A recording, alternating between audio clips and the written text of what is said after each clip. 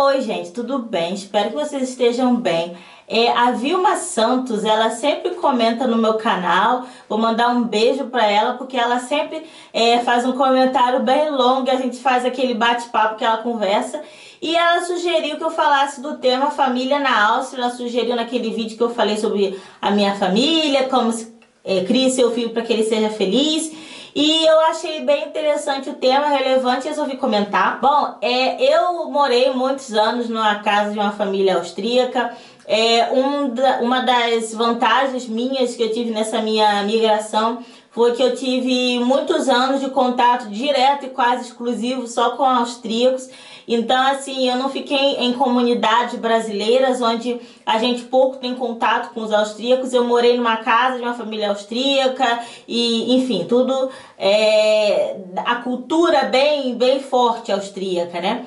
E claro que diferencia muito, é muito engraçada a Áustria, porque ela é pequenininha, ovinho, mas cada cidade ela tem uma determinada característica. Então, assim, as comidas são diferentes, a língua é diferente praticamente. Então, assim, não dá pra generalizar, mas eu posso dizer assim, o que os austríacos eles são com outras pessoas, com os estrangeiros, agora então se fala, muito frios, eles são muito reservados, né? A privacidade deles é muito importante, eles são muito reservados, isso eu adoro, porque eu sempre fui assim. Mas dentro da família, eles são muito unidos, eles são muito juntos, estão muito ali juntos. Uma coisa muito interessante, eu já não sei quantos anos isso existe, mas assim, a licença maternidade aqui é uma licença maternidade bem grande. Ela é de 2 anos até 3 anos, você pode estender a licença maternidade. Então aquela mãe, ela fica muito tempo com a criança. E as mulheres agora, elas estão lutando, já faz alguns anos também que elas estão lutando por isso. Mas a mulher, ela sempre ficou muito em casa.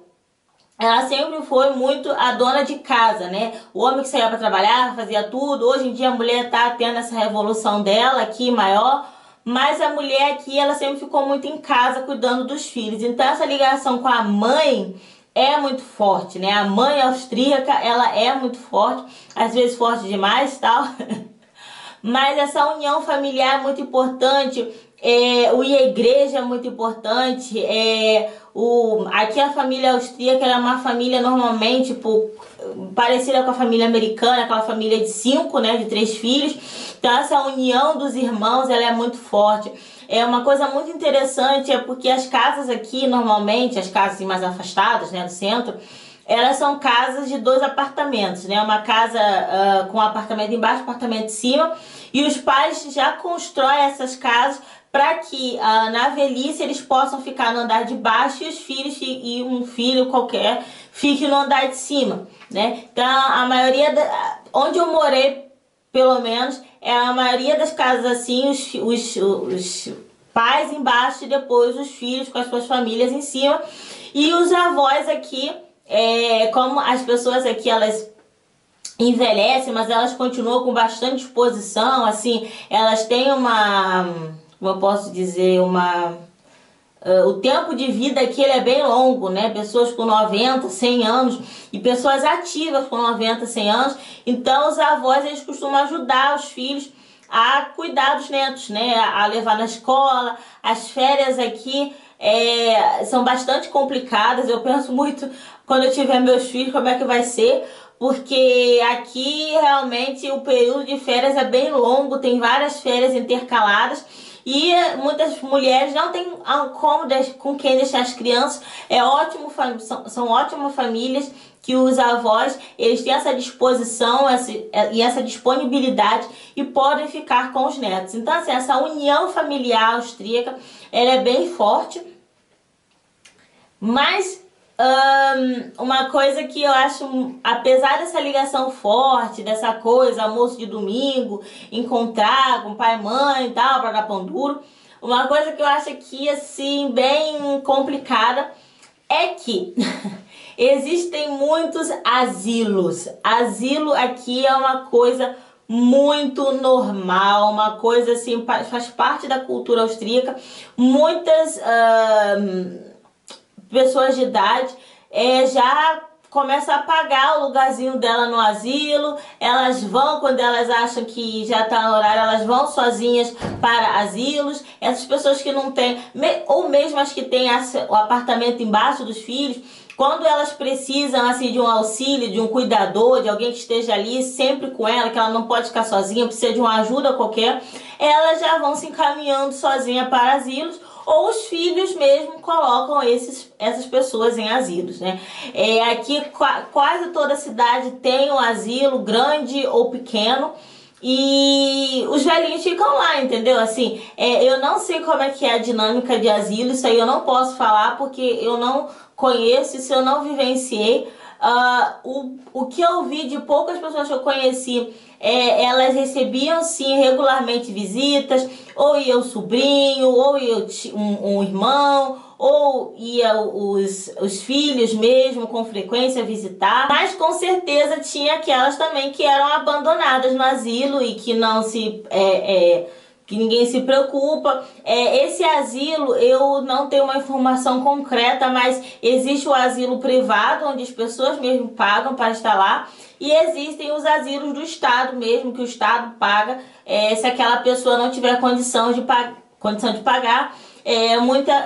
Uma coisa que acontece muito aqui são os pais em vida darem para os filhos uma herança, né, darem tudo que eles têm para os filhos, para que na hora que eles fiquem doentes, na hora que eles precisam de um cuidador, isso seja pago pelo Estado, né? Os filhos não ficam responsabilizados por pagar aquilo, né, ou perder a herança, tal. O Estado fica responsabilizado por pagar esses cuidados dessas pessoas.